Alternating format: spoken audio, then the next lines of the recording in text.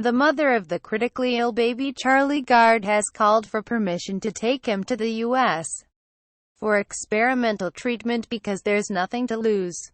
Charlie's parents, Connie Yates and Chris Gard, spoke to supporters and members of the press at a rally on Sunday near Great Ormond Street Hospital, where he is being treated.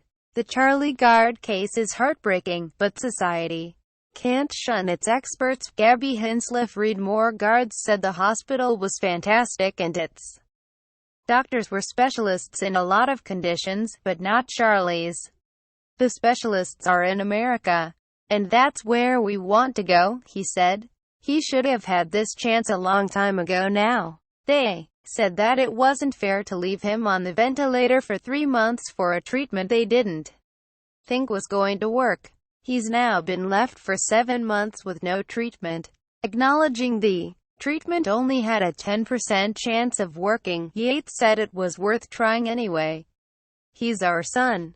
He's our flesh and blood. We feel that it should be our right as parents to decide to give him a chance at life. There is nothing to lose. He deserves a chance.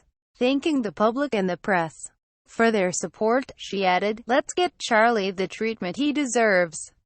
If he is still fighting, we are still fighting." Later, Yates said, "I absolutely believe this medication will work.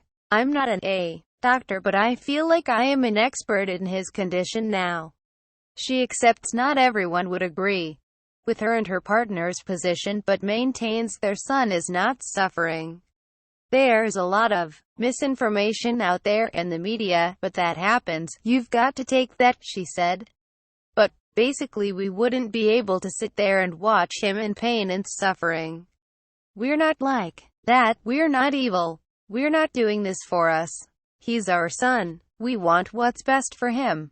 The case will return to the High Court on Monday afternoon to hear fresh arguments following claims of new information from researchers at the Vatican's Children's Hospital. The couple spoke after two congressmen said Charlie should be given residency in the U.S. so he can receive the treatment in the country. Gard and Yates are also preparing to launch a renewed legal bid for treatment.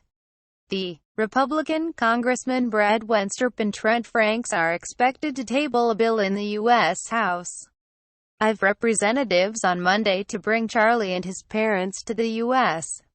In a joint statement, the U.S. politician said, "Our bill will support Charlie's parents' right to choose what is best for their son, by making Charlie a lawful permanent resident in the U.S. in order for him to receive treatments that could save his life. Should this little boy to be ordered to die because a third party, overriding the wishes of his parents, believes it can conclusively determine that immediate death is what is best for him?" Facebook, Twitter, Pinterest. Connie Yates and Chris Gard with their son Charlie Gard. Photograph, PA Nina Modi, president of the Royal College of Pediatrics and Child Health, said the considerable media attention and interventions made by individuals such as the Pope and Donald Trump had been unhelpful. In an open letter, Modi said she had been asked why doctors have not commented on the specifics of the case. She said, "The reason is the duty of doctor-patient confidentiality. This means that only the family, the doctors treating Charlie, and now the legal teams involved know the details of complex issues that define his situation. These issues, unknown to us and all those voicing opinions, will have been considered very carefully in reaching any decision. This is why interventions by external agencies or individuals, no matter how well-intended, are unhelpful, as well as being heartbreaking for his parents." Modi said the situation has also been difficult for everyone involved, including the doctors and nurses looking after him. Unfortunately, situations such as this that involve withdrawing life-sustaining treatment are not uncommon and fall within the responsibilities of many pediatricians. Decisions on withdrawing life support are not made lightly, and often never reach the courts, she added. On Sunday, the Justice Secretary said it was right for the courts to decide on what was in the 11-month-old's best interests, adding that the government had no role to play in the case. The Lord Chancellor, David Lidington, expressed sympathy with the judges involved in the heart-wrenching case when asked whether it was right that judges could overrule the wishes of Charlie's parents. Lidington said on Sky News' Ridge on Sunday, "It is right that judges interpret the law independently and dispassionately. As ministers and as a government, we have no role to play in the Charlie Gard case, as would be the case in any other proceeding in court."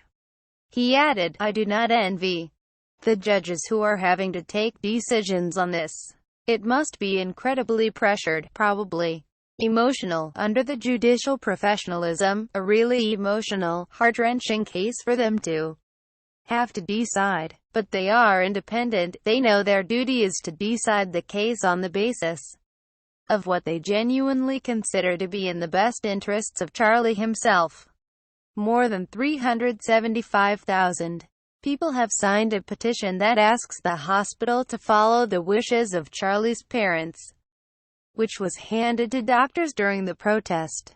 It reads, "It is unacceptable that you have refused to follow the wishes of his parents and have instead decided to remove his life support, which will kill him." The Children's Hospital previously won an order to say his life support should be turned off in a case that went all the way to the European Court of Human Rights. They said his condition, caused by a rare mitochondrial disease, was irreversible and that further treatment could cause him suffering. The degenerative genetic condition affects the cells responsible for energy production and respiration, leaving Charlie unable to move or breathe without a ventilator. On Friday, it was announced that the hospital had applied to the High Court for a new hearing to decide whether Charlie should be given the experimental drug, as urged by doctors in the U.S. and Rome.